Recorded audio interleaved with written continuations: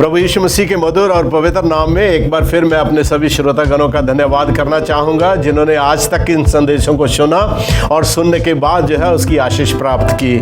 मैं चाहता हूँ कि आप सब इन संदेशों के ऊपर और ध्यान दीजिए और कोशिश कीजिए कि ये आप अपने भाई बहनों और अपने ग्रुप में भी आप शेयर कर सकें। आज का संदेश हमारा जो है वो बहुत ही इम्पोर्टेंट, बहुत ही महत्वपूर्ण संदेश है। ये उस अंतिम समय के विषय में दिया गया है जिसकी एक बड़ी जबरदस्त भविष्यवाणी बाइबल में दी गई है। सो इससे पहले कि हम इस संदेश में चलें, आइए हम प्रभु से प्रार्थना करें। हमारे दयालु करुणा में प्रभु, हम तेरा धन्यवाद देते हैं। जानते हैं इन संदेशों को और अपने पवित्र वचन के भेदों को समझने में तूने हमारी सहायता की है। हमारी दुआ है प्रभु, आगे भी तू हमारी अगुवाई करना। प्रभु यीशु के नाम से ये विनती मांगते हैं, आमीन।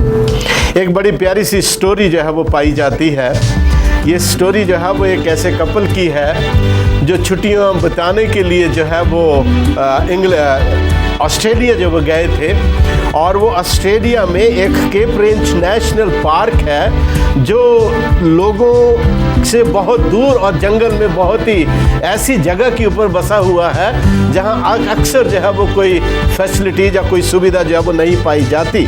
और जब ये वहाँ पर जो है वो एंजॉय कर रहे थे, इनके 14 साल के बच्चे को जो है लू जो है वो लग जाती है। और जब लू लग जाती है तो ये पास में जो भी सहायता या सुविधा है वहाँ पर ये फ़ोन करते हैं। और जब ये वहाँ पर फ़ोन करते हैं तो भाषा के कारण इसको पिता को जो है वो समझाने में उनको बहुत टाइम जो वो लग जाता है। और जितना ज़्यादा टाइम लग जाता है उस टाइम के कारण इमीडिएटली उनको जो है वो रिलीफ जो वो नहीं मिल पाता बच्चे को, और वो बच्चा जो है वो मर जाता है। प्रिय भाई बहन, कम्युनिकेशन बहुत महत्वपूर्ण है परमेश्वर के लोगों के बीच में। जब परमेश्वर अपने वचन के द्वारा हमारे साथ कम्युनिकेशन करता है तो उसको समझना, उसकी गंभीरता को, उसकी इम्पोर्टेंस को समझना हमारे लिए जो वो बहुत ही ज़रूरी है।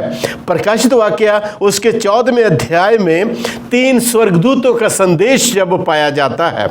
और ये 3 स्वर्गदूतों का संदेश अंतिम संदेश है पवित्र शास्त्र में इस पूरे संसार के लिए, पूरे ब्रह्मांड के लिए।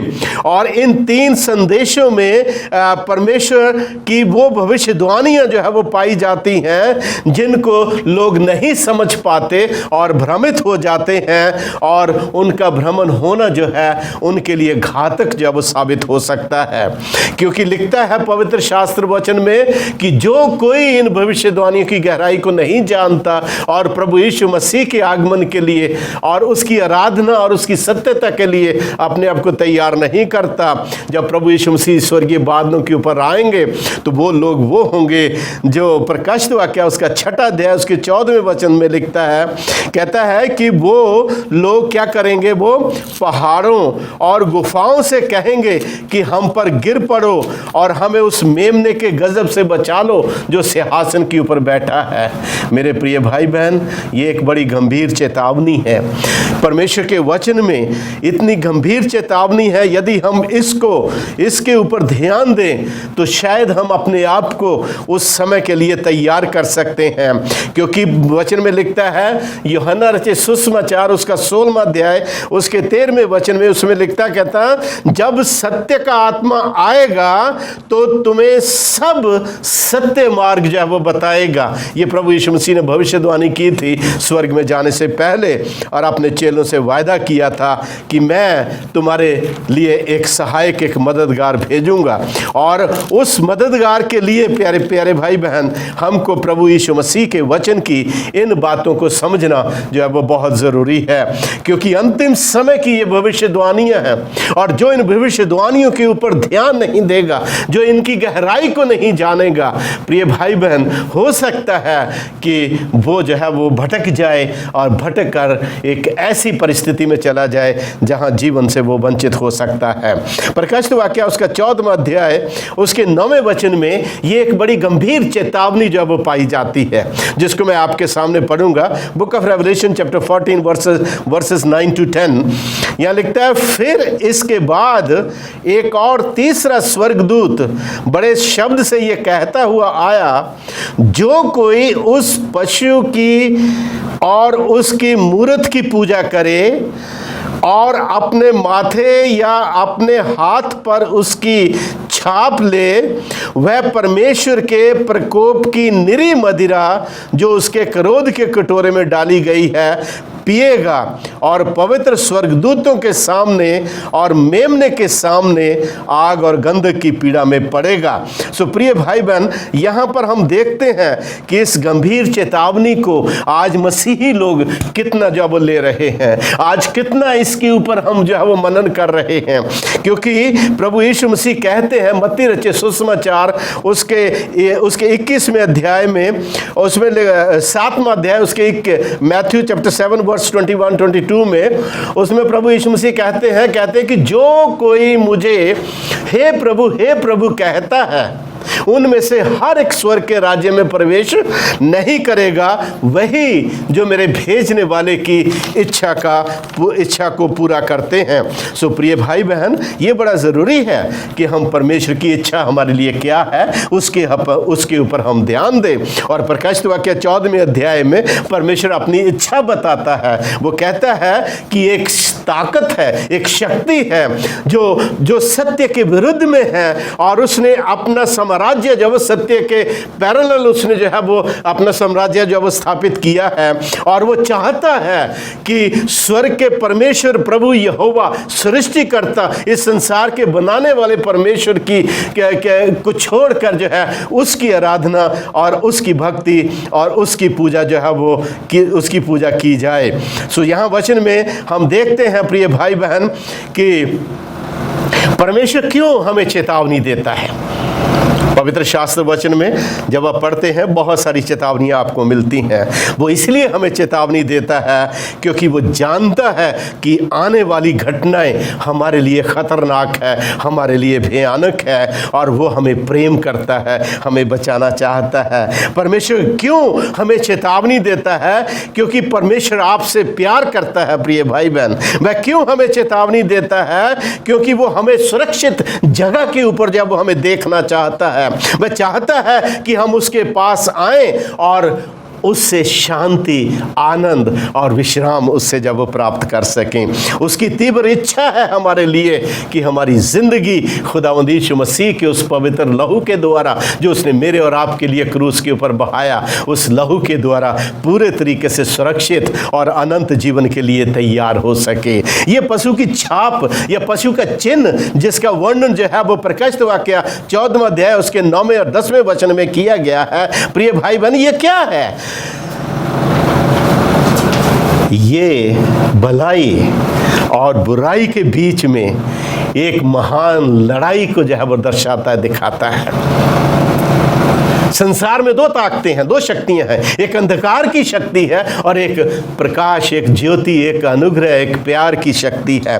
इन दोनों के बीच में जब से ये संसार बना है एक भयंकर युद्ध जब वो चला आ रहा। ना सिर्फ इस संसार में बल्कि वचन में लिखता है कि ये युद्ध जो है वो स्वर्ग से जो है वो आरंभ हुआ, जब परमेश्वर ने उस करूब स्वर्गदूत को जिसको बनाया था उसके मन के अंदर घमंड और उसके मन के अंदर जब लालच और उसके मन के अंदर जो है स्वयं की पूजा करने की भावना जब से पैदा हुई और उसने स्वर्ग में विद्रोह किया, वहां से प्रिय भाई बहन ये महान संघर्ष वो शुरू होता है। और शैतान के लिए लिखा है वचन में, शायद 14 बाब उसकी 12 से 14 वचन में, उसमें शैतान इसका उल्लेख पाया जाता है। और वो चाहता है कि वो चाहता है कि वो अपने आप को परमेश्वर के सिंहासन से भी ऊंचा अपना सिंहासन बनाए और अपने आप को जो है आप बड़ा बनाने के जुनून में प्रिय भाई बहन वो गलतियां करते करते पूरे संसार को उसने पाप और गुनाह में जो है वो उसने डुबो दिया है, उसने भर दिया है। प्रकाशित वाक्य 14 का ये एक बहुत ही महत्वपूर्ण विषय है प्रिय भाई बहन। एक ऐसी सोच, एक ऐसा वचन है जिसके द्वारा परमेश्वर के लोग जो है वो जांचे जाएंगे, पहचाने जाएंगे और उनकी परख होगी परमेश्वर के सामने कि वो क्या है। यहां लिखता है प्रकाशित वाक्य 13 उसके 18वें वचन में लिखता है, कहता है कि उस पशु की एक पहचान है। प्रिय भाई बहन, उस पशु की एक पहचान है, और पहचान के बारे में प्रकाशित वाक्य 13 के 18 में लिखता है, कहता है कि उस पशु का उसमें अंक दिया गया है। रेवलेशन 13:18 में उसमें उस पशु का अंक दिया गया है जो 666 है। और ये उसका, प्रिय भाई बहन, अंक नहीं है, ये उसका नंबर है उसका। और इस पशु के निशान या चिन्ह को समझने के लिए हमें इस पशु की पहचान को समझना बहुत जरूरी है। और हम अपने पहले वचनों में भी, पहले संदेशों में भी हमने थोड़ा कोशिश किया था इसको समझने के लिए, और एक बार फिर मैं आपके सामने इसको जब लाना चाहता हूं कि उसकी पहचान होना जरूरी है, क्योंकि पृथ्वी के अंतिम समय में, प्रिय भाई बहन, इस सच्चाई को जानना हमारे लिए सबसे ज़्यादा ज़रूरी है यदि हम प्रभु यीशु मसीह में ज़िंदगी, खुशी और आनंद पाना चाहते हैं। जितने भी संसार में प्रोटेस्टेंट लीडर हुए हैं, हमें अपनी खोज करने की जरूरत नहीं। जितने बड़े बड़े मिशनरीज हुए हैं, जितने भी परमेश्वर के बड़े बड़े सेवक हुए हैं, उनमें जो है वो Martin Luther, John Knox, Calvin Wesley और भी बहुत बड़े बड़े जो मिशनरीज और जो रिफॉर्मर्स हुए हैं, प्रिय भाई बहन, उन्होंने इस चीज़ को डिस्कवर किया है कि ये मार्क और ये नंबर 666 जो है, ये वेटिकन सिटी का है, ये रोम के राज्य का है।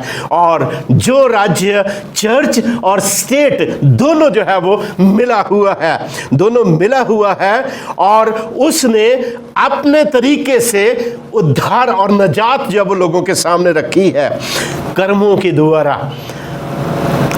द्वारा नजात। नकली सैबत उसने हमारे लिए ठहरा दिया, नकली बपतिस्मा उसने ठहरा दिया। प्रभु यीशु मसीह की सेवकाई जो पाप और गुनाह को माफ करने की थी, वो उन्होंने जो है वो अपने प्रीस्ट को, अपने फादर लोगों को उन्होंने दे दी। और इस तरीके से उन्होंने, प्रिय भाई बहन, अलग हटकर अपने आप को जो है वो एक साबित करने की कोशिश की है। जब हम पशु की निशान की हम तलाश करते हैं तो याद रखिए, हम जब वो वेटिकन सिटी के बारे में हम जो है वो तलाश करते हैं, हम देखते हैं कि पोप को एक टाइटल, एक उपाधि दी गई। प्रिय भाई बहन, एक उपाधि दी गई थी, एक टाइटल दिया गया था उसको, वाइकेरियस फिलिई डीई। वाइकेरियस फिलिई डीई। वाइकेरियस फिलिई डी का मतलब है vicar of the son of God. प्रभु यीशु मसीह के स्थान के ऊपर दूसरा ईश्वर, जिसने प्रभु यीशु मसीह के स्थान को जो है वो लिया, और वो अपने आप को जो है वो परमेश्वर का प्रतिनिधि जो है वो बन के जो है वो बैठ गया। वाइकेरियस फिलिई डी जो है, ये लतीनी भाषा के शब्द हैं, प्रिय भाई बहन, और लतीनी भाषा के वर्ड्स जो हैं उनकी न्यूमेरिकल वैल्यू है, उनकी नंबर्स की वैल्यू है उनकी। जैसे vicarious means VICARIUS। V stands for 5। B जो है वो 5 नंबर को दिखाता है, I 1 नंबर को दिखाता है, C 100 नंबर को दिखाती है, A और R में कोई नंबर नहीं होता है, I जो है वो 1 नंबर को दिखाती है, V 5 नंबर को दिखाती है।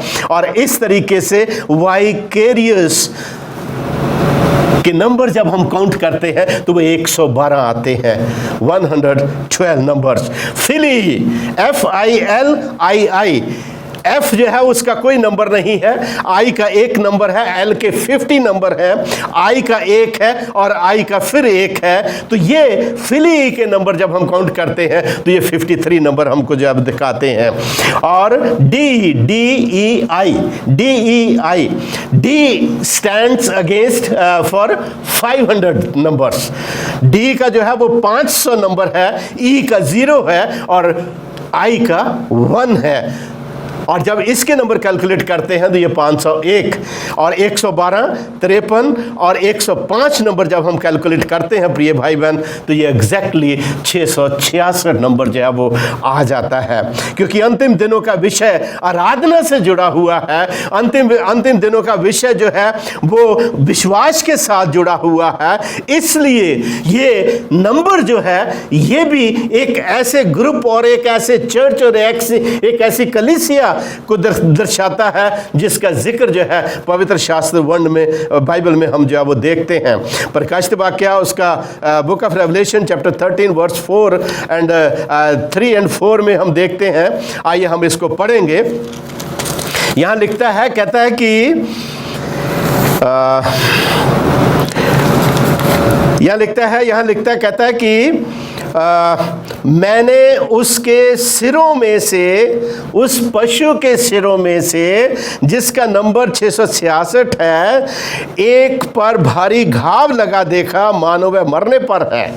फिर उसका प्राण घातक घाव अच्छा हो गया और सारी पृथ्वी के लोग, ध्यान दीजिएगा, सारी पृथ्वी के लोग, वचन में लिखता है, कहता है कि अचंभा करते हुए उसके पीछे पीछे हो लेते हैं। तो यहां पर हमें पता चलता है कि ये विश्वास और ये पशु और इसकी सल्तनत, इसका राज्य जो है वो एक धर्म से जो है वो संबंध रखता है।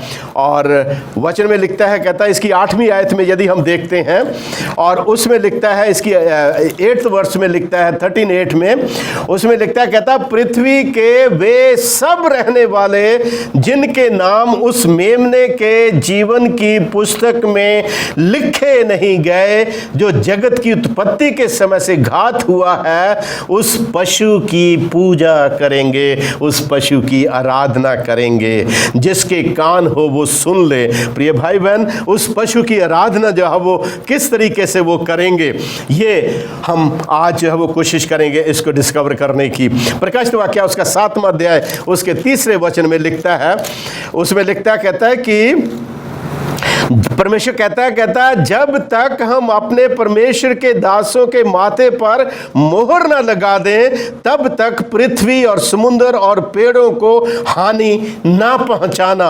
परमेश्वर की एक मोहर है, परमेश्वर का एक जो वो चिन्ह है जो परमेश्वर अपने लोगों के ऊपर लगाता है। जैसे परमेश्वर अपने लोगों के ऊपर एक मोहर लगाता है, एक चिन्ह लगाता है, उसी तरीके से इस पशु का राज्य जो है वो भी अपने लोगों के ऊपर एक चिन्ह लगाता है, एक साइन जो है वो लगाता है। प्रिय भाई बहन, और हम देखते हैं कि परमेश्वर का अधिकार चिन्ह जो वो क्या है, हम उसके ऊपर थोड़ी देर बातचीत करेंगे।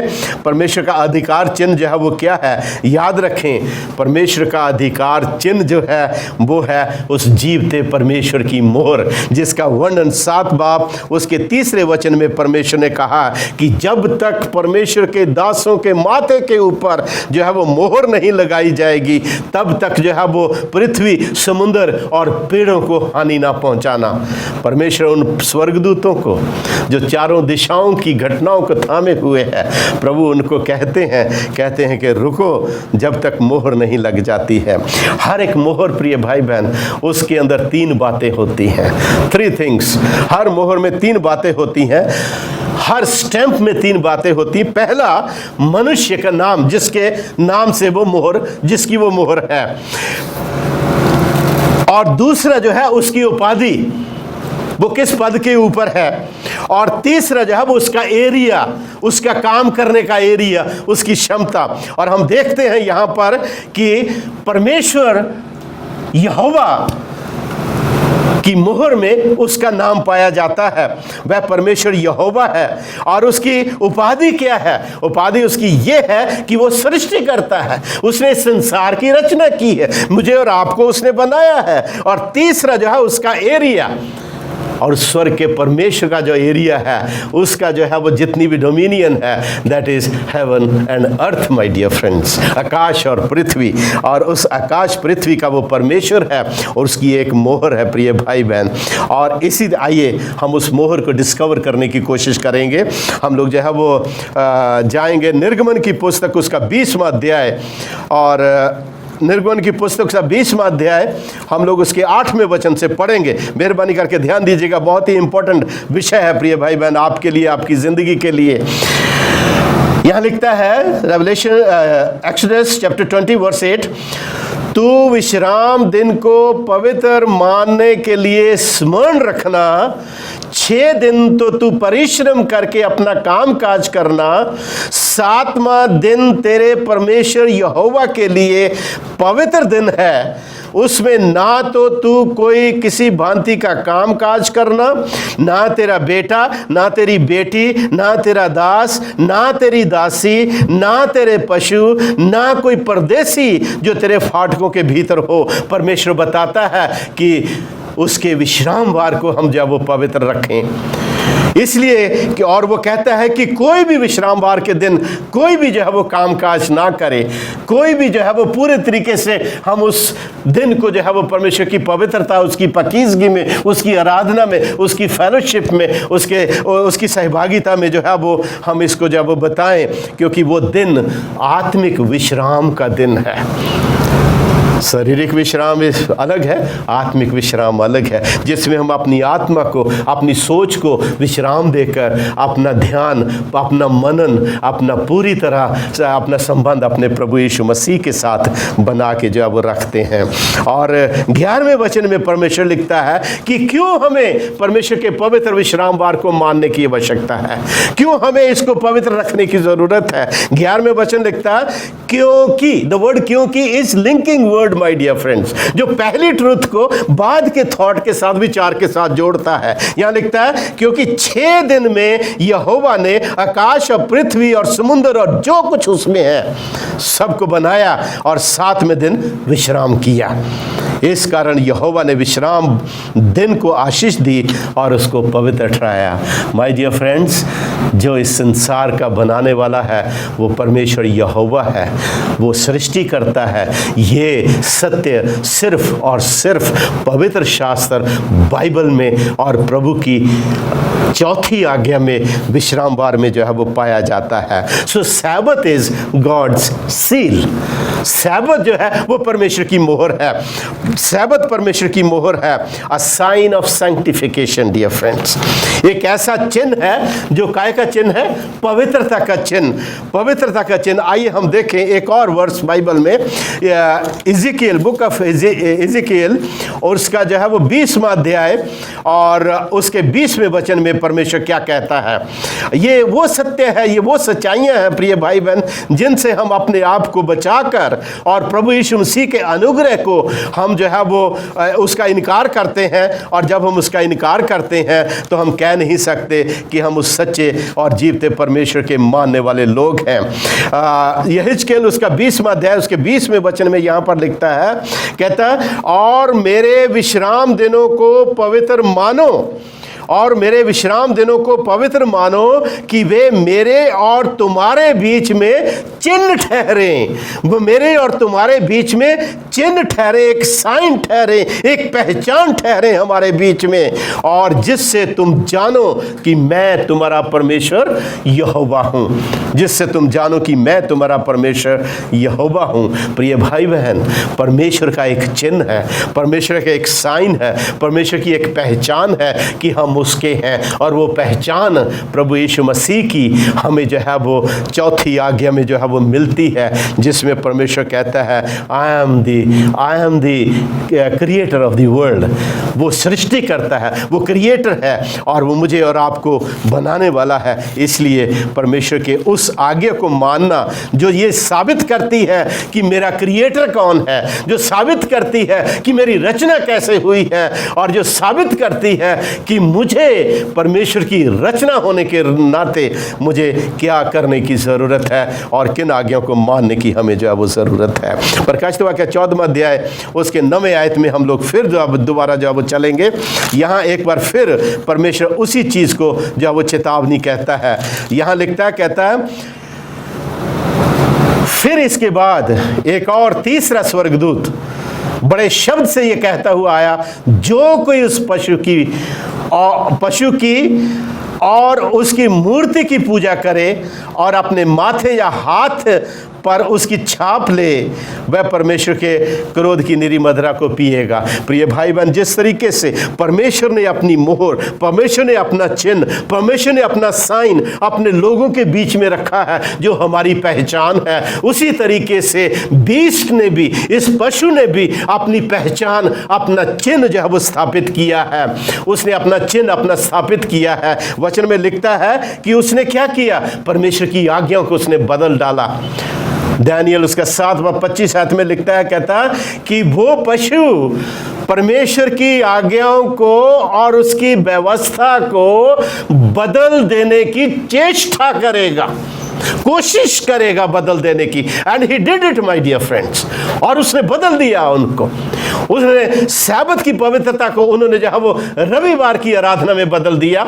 उन्होंने जो है वो दूसरी आज्ञा को जो है बदल करके उन्होंने मूर्तियों की पूजा उन्होंने शुरू कर दी। प्रिय भाई बहन, he did everything and he tried to prove himself that he is God। वो जो है इस संसार का परमेश्वर है, इस संसार का मालिक है, और उसकी छाप जो है वो रविवार ये आराधना है, संडे की वर्शिप है उसकी। जो कोई परमेश्वर के पवित्र दिन सैबत शनिवार की आराधना को छोड़कर रविवार की आराधना करता है, प्रिय भाई बहन, वो उस पशु की छाप अपने ऊपर लेता है, अपने हाथ या अपने माथे के ऊपर। ये एक सिंबॉलिक है, एक तुलना के तौर पर दिया गया है।